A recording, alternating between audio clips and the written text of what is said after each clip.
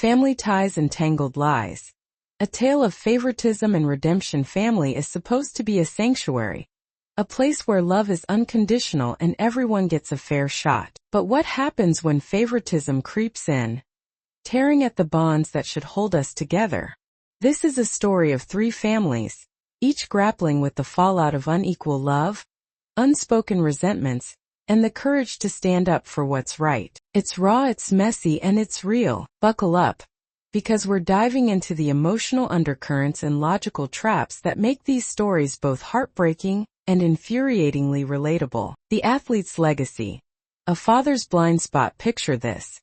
A 68-year-old former football star, a man who once commanded the field with charisma and grit, now stands at the center of a family fractured by his own choices. His wife, 65, watches helplessly as their son Ryan, now 37, builds a life thousands of miles away, refusing to return to a hometown that holds painful memories. Their other sons, Steve, 38, and Owen, 35, were the golden boys, inheriting their father's athletic prowess and basking in his attention. Ryan, he was the odd one out, drawn to debate and drama, worlds his father couldn't be bothered to understand. From the outside, this family looked picture perfect. A college scholarship dad, 3 successful sons, and a mother holding it all together. But beneath the surface, a subtle poison was at work: favoritism. Ryan felt it early. At 14, he confided in his mother, voice trembling, that he wouldn't join high school clubs because his dad wouldn't care unless it was sports. That confession wasn't just a teenage whim.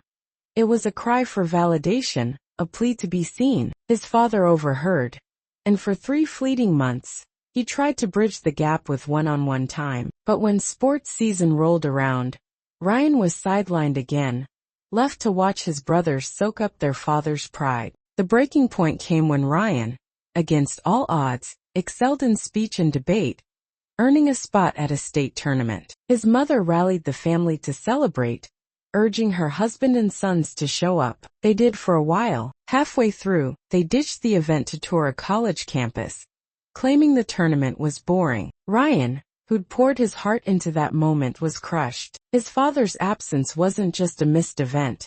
It was a message. You're not enough. Ryan vowed to leave and never look back. He did just that, heading west for college, where he won a national championship in forensics. His mother cheered from the stands, but his father? He took Steve and Owen to a hockey game instead. Fast forward to today. Ryan is a junior partner at a law firm, married, with a newborn son, but the scars of his childhood run deep. When his parents met their grandson, Ryan drew a line. He won't bring his kids around his father or brothers, unwilling to expose them to the same favoritism that wounded him. His father exploded, calling Ryan petty and stubborn, refusing to see the role he played. The mother, fed up after years of warning her husband, snapped. "I told you this would happen," she said, her voice heavy with decades of frustration. She's visited Ryan 3 times without her husband, who's now accusing her of favoritism. The irony is thick. Favoritism, the very sin he committed, is now his weapon against her. This story hooks us because it taps into a universal fear: being overlooked, unloved, or undervalued by those who should cherish us most. Ryan's pain is visceral, a reminder of how childhood slights can shape adult choices. The father's denial, meanwhile, reflects a cognitive bias called self-serving bias. He rewrites history to protect his ego, blaming Ryan instead of facing his failures. The mother's defiance is a gut punch, a rare moment of standing up to a dynamic she tolerated too long. But here's the controversial twist. Is Ryan's decision to cut off his family justice or revenge? By shielding his son, is he breaking a cycle or perpetuating a feud?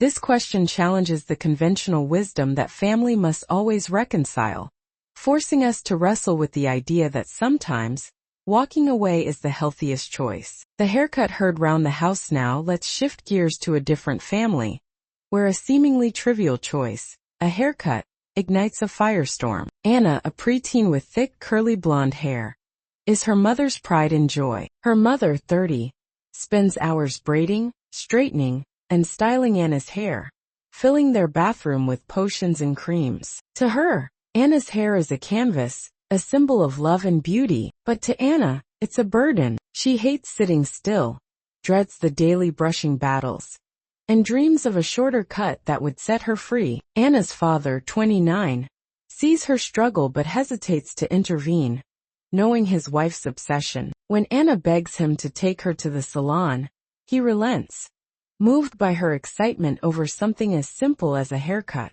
At the salon, Anna flips through magazines and picks a short clipper cut, a bold, boyish style that makes her beam. The father knows he's in for trouble but can't bear to dim her joy. Anna struts around the salon, snapping photos, oblivious to a rude comment from an older woman about her gender. She's on top of the world. Then her mother comes home. The sight of Anna's shorn hair sends her spiraling. She refuses to look at her daughter, locks herself in her room, cries, and drives off. A day later, she's still gone, leaving Anna confused and guilty, wondering if she's to blame. The father is torn. He believes Anna deserves autonomy, but his wife's reaction suggests deeper issues. Is her grief just about hair? Or is it a symbol of something more? This story grips us because it's a microcosm of control and identity. Anna's haircut isn't just about hair. It's about claiming her body and voice in a world that often denies children both. Her mother's meltdown reveals a cognitive trap called sunk cost fallacy. She's invested so much in Anna's hair that its loss feels like a personal betrayal. The father's dilemma is relatable. Support your child's happiness or preserve family harmony. The controversial hook here is brutal. Should a child's bodily autonomy trump a parent's emotional attachment? Society often demands kids obey, but Anna's joy challenges that norm, daring us to ask why a mother's love hinges on controlling her daughter's appearance. The rockabilly rebel style versus success. Next, meet a 24-year-old woman fresh out of college with a political science degree and a finance minor. She dreams of working in a politician's office or a financial firm, but 2 years after graduation, she's stuck part-time at a clothing store. Why? Her brother, 26, knows the answer. Her rockabilly style. She dresses like she stepped out of the 1950s. Red hair, heavy makeup, vintage dresses, 24/7. It's perfect for the store, but a deal breaker for the conservative worlds of politics and finance. When she vents about her job hunt, her brother, a high school dropout who works in a restaurant kitchen, speaks up. You need to dress modern and professional for interviews, he says, blunt but honest. She erupts, accusing him of ignorance since he never went to college. But he's not wrong. Hiring managers, as one commenter notes, won't take her seriously in rockabilly garb. She insists she shouldn't compromise her identity, but her brother sees it differently. Her style is a choice, not her essence, and it's holding her back. This story resonates because it pits individuality against conformity, a tension we all face. The sister's defiance taps into confirmation bias. She clings to her belief that her style shouldn't matter, ignoring evidence to the contrary. Her brother's bluntness, though harsh, is a wake-up call, challenging the romantic notion that authenticity always wins. The controversial angle? Maybe she's not just stubborn.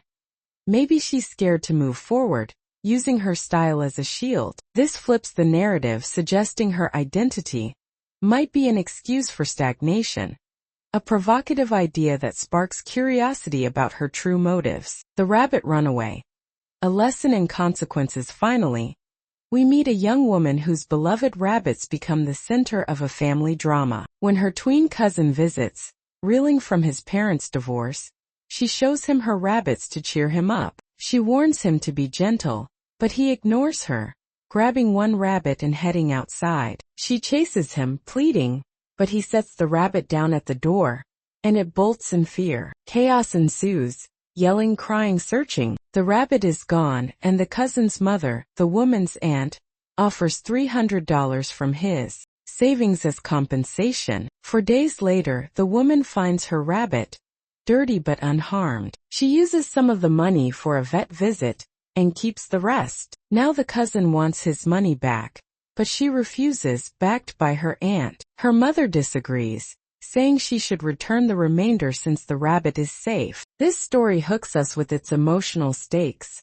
Losing a pet is a primal fear. The cousin's recklessness reflects impulse control issues, common in kids processing trauma, but his actions have consequences. The woman's refusal to return the money is a bold stand, challenging the idea that all is forgiven once harm is undone. The controversial twist: is keeping the money justice or pettiness?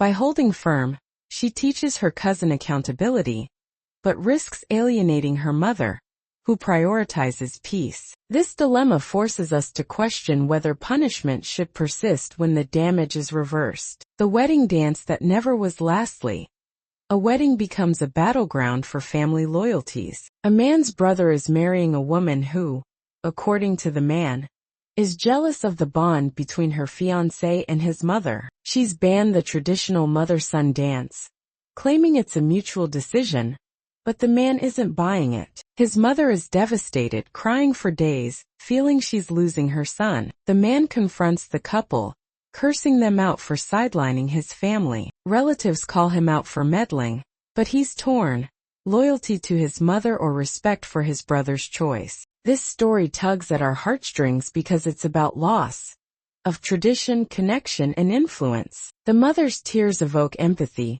but her week-long crying hints at emotional manipulation. The sister-in-law's motives are unclear, flipping the usual narrative that mothers-in-law are the jealous ones. The controversial hook: is the dance really the issue, or is this about deeper family dysfunction?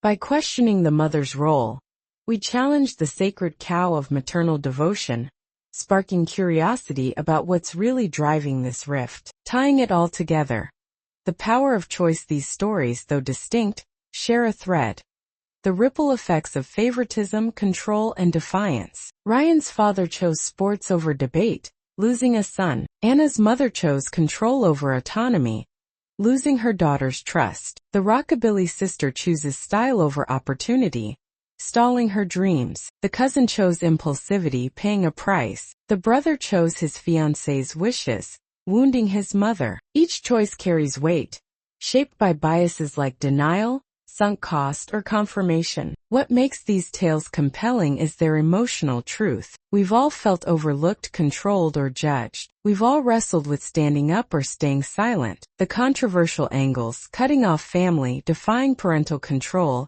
refusing to conform, challenge norms, and ignite debate. They remind us that family isn't just love. It's a battlefield of expectations and sacrifices. So what's the takeaway? Choose wisely but don't expect fairness. Fight for your worth but know when to walk away. And when the dust settles, build a life that honors your truth, not someone else's script. Ryan did. Anna might. The rest, their stories are still unfolding.